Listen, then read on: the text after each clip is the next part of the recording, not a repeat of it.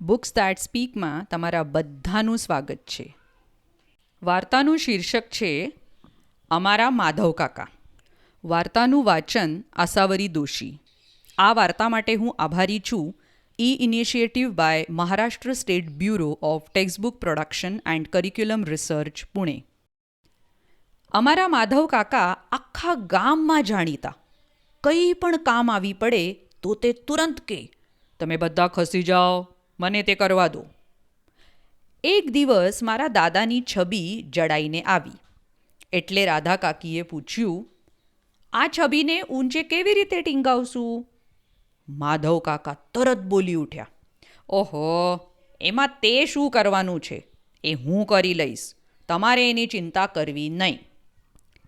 એટલું બોલીને તેમણે કોટ ઉતાર્યો, પોતાના 9-10 વર્ષના દીકરા રમણને બોલાવ્યો અને કહ્યું, બેટા રમણ, જરા દોડને બજારમાંથી ખીલીઓ લઈ આવતો. રમણ ઉપડ્યો. તેને ગયે 2-3 મિનિટ થઈ અને તેમણે મનુને બોલાવીને કહ્યું, અરે ઓ મનુ, બેટા જરા દોડતો. રમણને કહેતો આવને કે અડધા ઇંચની ખીલીઓ લાવે. મનુ ગયો અને કાકાએ કામની શરૂઆત કરી. અરે, અહીં કોણ છે? અરે ઓ કનુ, પેલી ઓજારોના પેટીમાંથી મારી હથોડી લાવતો. અને બેટા શાંતા, કોઠારમાંથી કોઈ મને ટેબલ આણી આપો તો. ટેબલ સાથે કદાચ નિસરણી પણ જોશે. જોને બેટા નારણ, તું આપણા ગોવિંદ કાકા પાસે જા. કહેજે કે મારા બાપુએ તમારી તબિયતના ખબર પૂછવા મોકલ્યો છે અને પછી એની નિસરણી માંગજે. જા, જલ્દી દોડ. અને ઓ સુશીલા, તું અહીં જ રહેજે. જોજે કંઈ બહાર ન જતી. તારે મને દીવો ધરવો પડશે, આ ભીત ઉપર બહુ અંધારું પડે છે. એટલામાં રમણ ખીલીઓ લઈને આવ્યો. તેને માધવ કાકાએ કહ્યું, બેટા જરા ફરી દોડને, સૂતરની મજબૂત દોરી લાવવી પડશે. અરે, પેલો કનિયો ક્યાં જતો રહ્યો? આ હમણાં મને નિસરણી ઉપર છબી કોણ આપશે?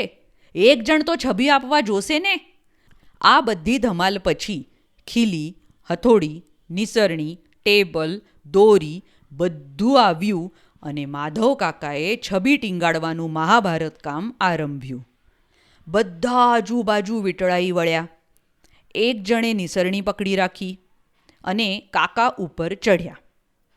કનુએ કાકાના હાથમાં છબી આપી. કાકાએ ભીત ઉપર કેવી મજાની શોભશે એમ વિચારતા હતા. એટલામાં તો તેમના હાથમાંથી એ પડી ગઈ અને તેનો કાચ ફૂટી ગયો. એક પણ શબ્દ બોલ્યા વિના માધવ કાકા નીચે ઉતર્યા, પણ કાચના એક મોટા ટુકડાને કાઢવા જતાં આંગળી કાપી બેઠા. લોહીની ધાર વહેવા લાગી. લોહી અને તેમાંય પોતાનું લોહી, આ બધું જોઈ કાકાને ચક્કર આવવા જેવું થયું. આંગળીએ પાટો બાંધતા અડધો કલાક ગયો.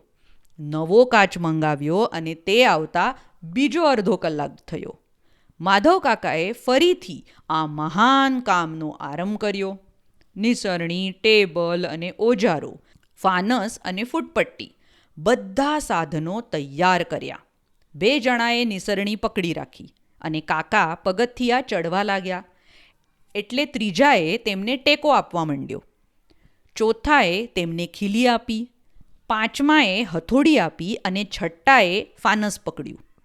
પણ એટલામાં તો કાકાના હાથમાંથી ખીલી પડી ગઈ.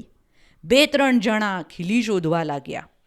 તેમાં જરા વાર થઈ એટલે માધવ કાકા ઉપરથી તાડુકવા લાગ્યા, તમે લોકોએ આ શું ધાર્યું છે?